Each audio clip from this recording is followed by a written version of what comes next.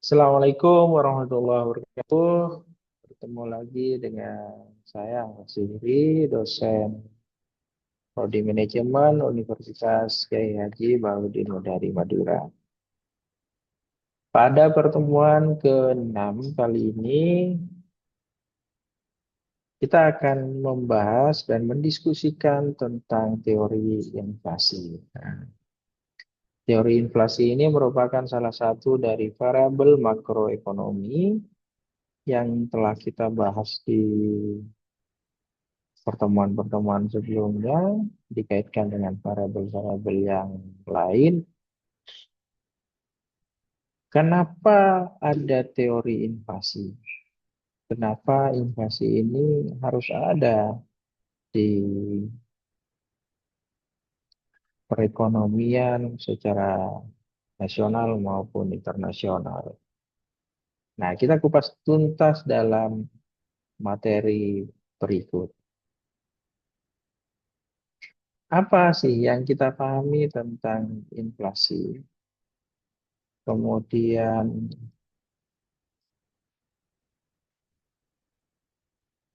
apa jenis-jenis inflasi, teori-teori yang mengemukakan tentang inflasi, kebijakan penanggulangan inflasi, dampak inflasi, dan perhitungan inflasi, semuanya akan dibahas di pertemuan kali ini.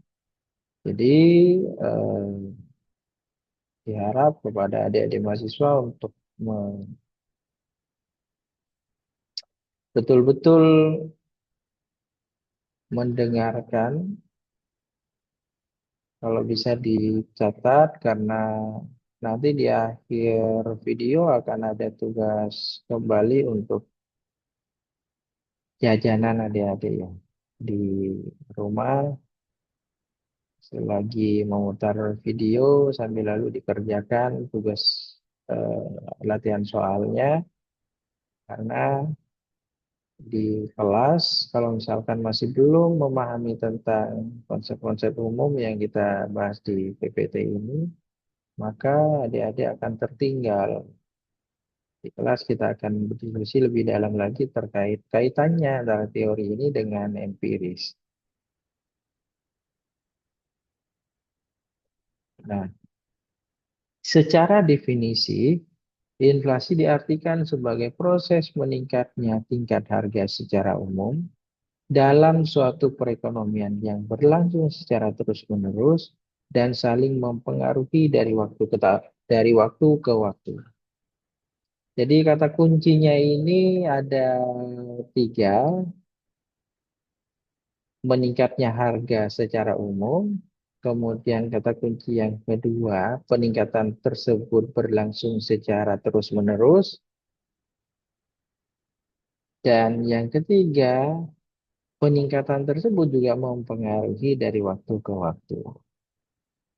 Kalau misalkan peningkatan harga dari suatu komoditas hanya 1 hari misalkan, atau 1 minggu, itu masih belum didefinisikan sebagai inflasi. Tapi apakah mempengaruhi terhadap angka dari inflasi sendiri, Pak? Tentu saja mempengaruhi. Tapi berdasarkan definisi inflasi, peningkatan harga secara umum dari waktu ke waktu. Oke, pahami tiga kata kunci tersebut, maka teman-teman akan tidak mudah lupa ketika orang lain atau di televisi atau di YouTube atau dimanapun ada diskusi debat berbicara inflasi, teman-teman bisa memahami, oh, inflasi itu peningkatan harga dari barang secara umum. Ada tiga jenis inflasi. Yang pertama berdasarkan penyebabnya. Yang pertama, inflasi permintaan atau demandful inflation. Demandful inflation ini timbul karena adanya permintaan yang sangat banyak dari masyarakat, sehingga banyaknya permintaan itu mempengaruhi eh, jumlah barang yang tersedia. Ini akan mengakibatkan kenaikan harga suatu barang. Misalkan nih, di dalam saat bulan puasa misalkan. Nah, biasanya masyarakat cenderung ingin makan daging terus misalnya. Sehingga permintaan akan daging baik ayam maupun sapi terus meningkat. Sehingga permintaan yang terus meningkat mempengaruhi kenaikan harga suatu barang juga. Kemudian yang kedua, cost push inflation. Cost push inflation ini terjadi, kenaikan harga itu terjadi karena ada kenaikan biaya produksi. Misalkan pembuatan sepatu misalnya, atau pembuatan baju. Nah, ternyata bahan baku bajunya mengalami kenaikan sehingga mengakibatkan biaya produksinya juga naik. Ketika biaya produksi juga naik, maka otomatis harga barang yang dijual itu juga akan semakin naik. Dan yang ketiga, mixed inflation. Mixed inflation ini merupakan campuran antara demand dan cost full inflation. Ketika ada kenaikan harga dari suatu barang yang diakibatkan oleh keduanya, baik dari unsur konsumen dan unsur produsen, itu dimasuk dalam kategori inflasi yang disebabkan karena mixed inflation. Nah, kemudian yang kedua, berdasarkan asalnya, ada inflasi yang disebabkan dari dalam negeri dan dari luar negeri. Pertama dari dalam negeri, inflasi yang disebabkan karena adanya perilaku masyarakat atau perilaku pemerintah berdasarkan kebijakan-kebijakannya. Itu juga mempengaruhi. Misalkan pemerintah mengeluarkan kebijakan menaikkan PPh, menaikkan PPN. Nah, itu akan mempengaruhi meningkatnya harga dari suatu barang. Atau masyarakat yang karena sudah tahu Lebaran pasti akan sering masak-masak, maka masyarakat berbondong-bondong untuk menimbun gas LPG, sehingga barang yang tersedia di pasar semakin sedikit. Nah, itu juga akan mempengaruhi inflasi. Yang kedua, inflasi yang berasal dari luar negeri ini terjadi karena ada unsur perubahan di luar negeri. Biasanya khususnya ini barang-barang yang sifatnya impor. Kebijakan luar negeri juga mempengaruhi, misalkan perang gitu. Kayak kemarin tuh, dan sampai sekarang masih belum selesai ya, perang luar negeri antar negara itu juga mempengaruhi inflasi. Termasuk uang itu. Apa? Masyarakat lebih memilih menyimpan uangnya dalam bentuk logam mulia seperti emas. Dan yang ketiga berdasarkan berat atau ringannya. Ada inflasi ringan ketika di bawah 10%, inflasi sedang antara 10% sampai 30%, inflasi berat antara 30 sampai 100%, dan hyperinflasi sudah di atas 100%. Hyperinflasi ini sudah kategori sudah keterlaluan ya. Sudah sangat-sangat keterlaluan. Sudah perekonomian sudah sangat lesu, di mana eh, uang sudah tidak dijadikan sebagai kepercayaan untuk penyimpan nilai gitu. Tidak, sudah. Seperti negara-negara yang saya tahu itu negara Zimbabwe itu nilai mata uangnya cukup rendah. Itu juga berhubungan dengan inflasi yang sangat tinggi. Di Indonesia gimana? Masuk masuk inflasi yang mana, Pak? Nah, saat ini di Indonesia masih masuk dalam kategori inflasi ringan di bawah 10%, 3%, 4%, 5% gitu. Masih tergolong ringan. Tapi Indonesia pernah masuk kategori inflasi berat, yaitu pada tahun 98 pada saat krisis moneter luar biasa. Yang awalnya hanya 6% tingkat inflasi di Indonesia, karena ada krisis moneter, naik tingkat inflasinya hingga 77%. 77 sekian persen. Luar biasa masuk inflasi berat. Nilai tukar rupiah dolar itu dulu masih 2.500. Sempat pada saat krisis moneter tertinggi mencapai 16.000. Nah, sekarang nilai tukar rupiah mencapai 16.000 tapi inflasinya masih terkontrol. Kalau dulu sejalan, inflasi dengan jumlah uang beredar itu sejalan, dengan nilai tukar itu sejalan. Makin tinggi inflasinya, jumlah uang beredar juga semakin tinggi. Nilai tukar juga semakin tinggi.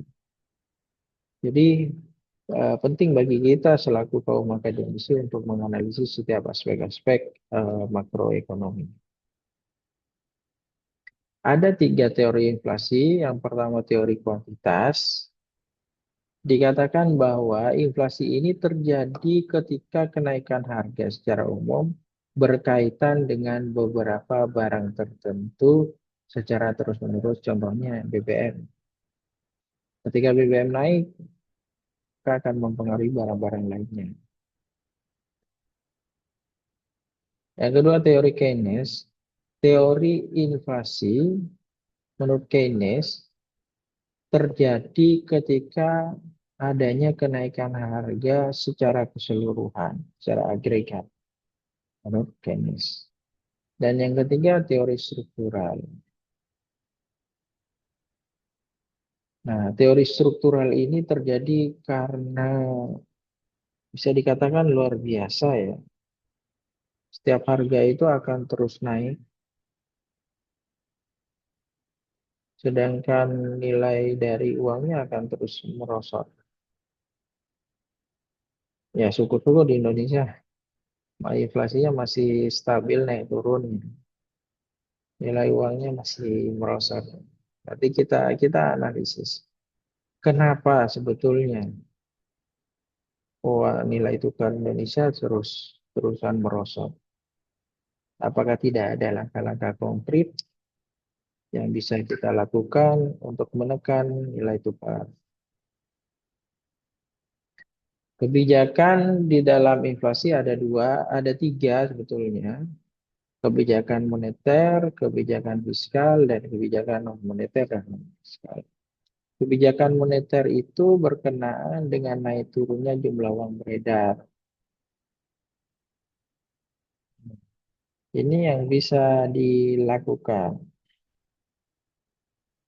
Kemudian teori fiskal berdasarkan kebijakan teori fiskal yang berkenaan dengan penerimaan dan pengeluaran pemerintah.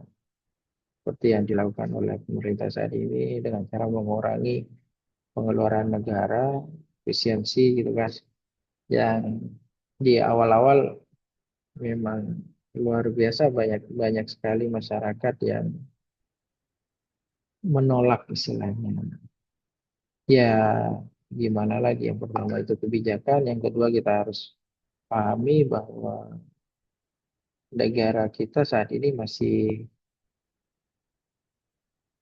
tergolong banyak hutangnya gitu ya. Dan yang ketiga kebijakan non moneter dan non fiskal. kebijakan ini berkenaan langsung dengan masyarakat dan pengusaha, lebih ke sektor realnya. Apa sih dampak-dampak inflasi?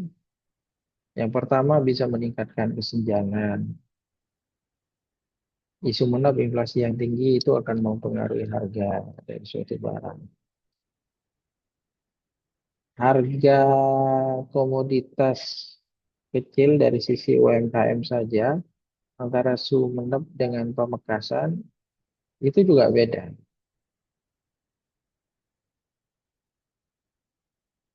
Saya beli sampel, sampel di Sumeneb harganya 1.000 dengan ukuran yang sama.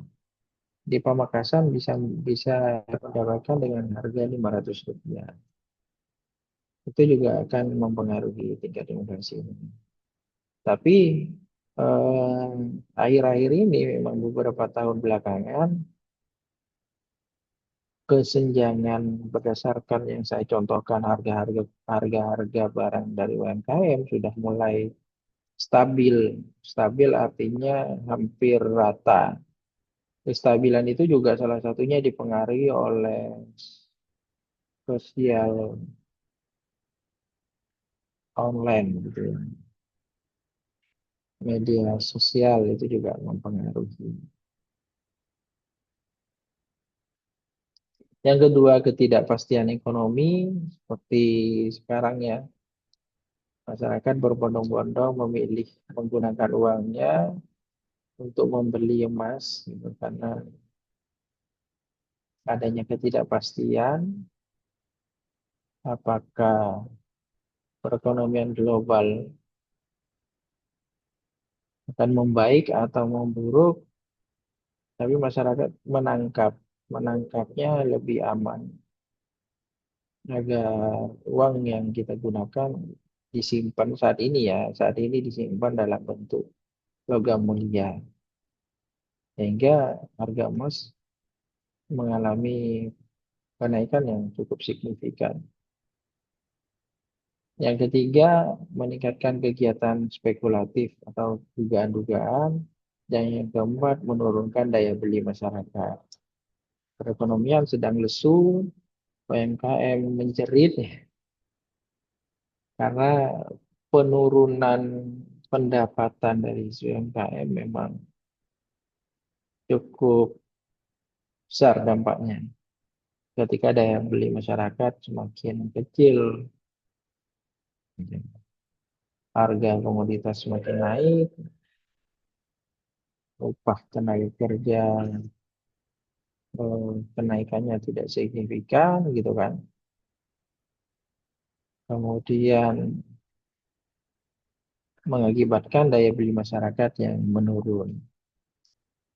Bagaimana cara menghitung inflasi? Nah, ini yang terakhir. Ketika adik-adik mahasiswa ingin menghitung tingkat inflasi, bisa dihitung berdasarkan indeks harga konsumen. Nah, indeks harga konsumen bisa diambil dari mana? Di BPS ada. Rumusnya indeks harga konsumen pada periode tertentu dikurangi indeks harga konsumen pada periode tertentu dikurangi satu, artinya di periode sebelumnya, dibagi indeks harga konsumen di periode sebelumnya dikali 100.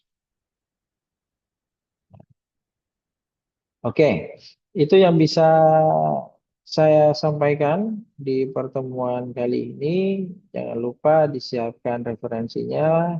Adik-adik mahasiswa bisa mencari referensi dari lainnya selain dari yang saya kutip. Kemudian kita bandingkan atau kita kaji apakah ada perbedaan di dalamnya atau seperti apa. Jangan lupa cari fakta-fakta empiris lainnya sehingga pengayaan pengetahuan kita lebih luas lagi. Arah diskusi kita bukan hanya searah dari saya kepada adik-adik mahasiswa, namun ada simbiosis Di dalamnya ada perputaran, ada transfer knowledge. Mungkin adik-adik ada ilmu baru, tapi saya tidak tahu, gitu. Kita diskusikan di kelas. Apa-apa silakan. Kemudian untuk snack camilannya. Untuk camilan silakan dikerjakan tugas ini. Ini mohon maaf bukan ringkasan, tapi contoh soal silakan dikerjakan semampunya. Tapi upayakan seluruh soal ini dapat terjawab. Menggunakan bahasa kalian sendiri yang mudah dimengerti. Bahasanya yang mudah dimengerti menurut kalian sendiri. Silakan. Yang kalian pahami tentang demand pull inflation, cost push inflation, apa sudah sampaikan seakan-akan saya adalah rekan belajar kalian.